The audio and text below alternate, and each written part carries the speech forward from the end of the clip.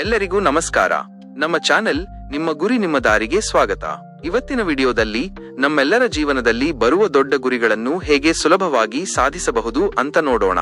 ಪಲ ಬಾರಿ ದೊಡ್ಡ ಗುರಿಗಳನ್ನು ನೋಡಿದಾಗ ನಮಗೆ ಭಯವಾಗಬಹುದು, ಎಲ್ಲಿಂದ ಶುರು ಮಾಡಬೇಕು ಅಂತ ಗೊತ್ತಾಗದೇ ಇರಬಹುದು. ಆದರೆ ಚಿಂತೆ ಮಾಡಬೇಡಿ.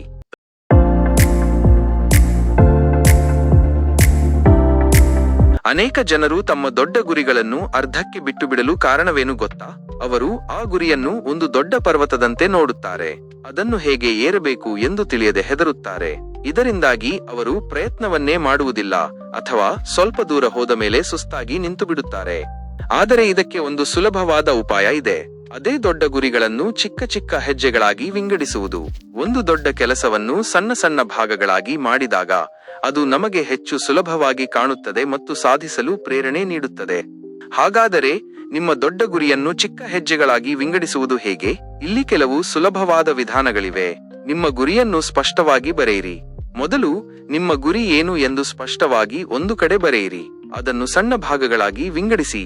ಆ ದೊಡ್ಡ ಗುರಿಯನ್ನು ಸಾಧಿಸಲು ನೀವು ಮಾಡಬೇಕಾದ ಸಣ್ಣ ಸಣ್ಣ ಕೆಲಸಗಳ ಪಟ್ಟಿಯನ್ನು ಮಾಡಿ. ಪ್ರತಿ ಹೆಜ್ಜೆಗೆ ಒಂದು ಗಡುವು ನಿಗದಿಪಡಿಸಿ.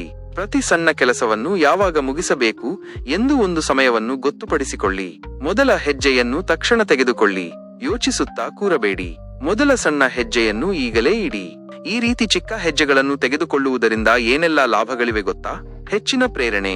ಪ್ರತಿ ಸಣ್ಣ ಹೆಜ್ಜೆಯನ್ನು ಪೂರ್ಣಗೊಳಿಸಿದಾಗ ನಿಮಗೆ ಸಾಧಿಸಿದ ಸಂತೋಷ ಸಿಗುತ್ತದೆ ಮತ್ತು ಮುಂದಿನ ಹೆಜ್ಜೆಗಳಿಗೆ ಪ್ರೇರಣೆ ದೊರೆಯುತ್ತದೆ. ಕಡಿಮೆ ಒತ್ತಡ.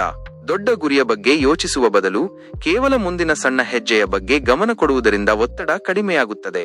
ಪ್ರಗತಿಯ ಅರಿವು. ನೀವು ಎಷ್ಟು ದೂರ ಬಂದಿದ್ದೀರಿ ಎಂದು ನಿಮಗೆ ಸ್ಪಷ್ಟವಾಗಿ ತಿಳಿಯುತ್ತದೆ. ನೆನಪಿಡಿ, ಯಾವುದೇ ದೊಡ್ಡ ಗುರಿಯನ್ನು ಸಾಧಿಸಲು ಚಿಕ್ಕ ಹೆಜ್ಜೆಗಳೇ ಮುಖ್ಯ. ಇಂದಿನಿಂದಲೇ ನಿಮ್ಮ ದೊಡ್ಡ ಗುರಿಗಳನ್ನು ಸಣ್ಣದಾಗಿ ವಿಂಗಡಿಸಿ ಮತ್ತು ಯಶಸ್ಸಿನ ಹಾದಿಯಲ್ಲಿ ಮುನ್ನಡೆಯಿರಿ.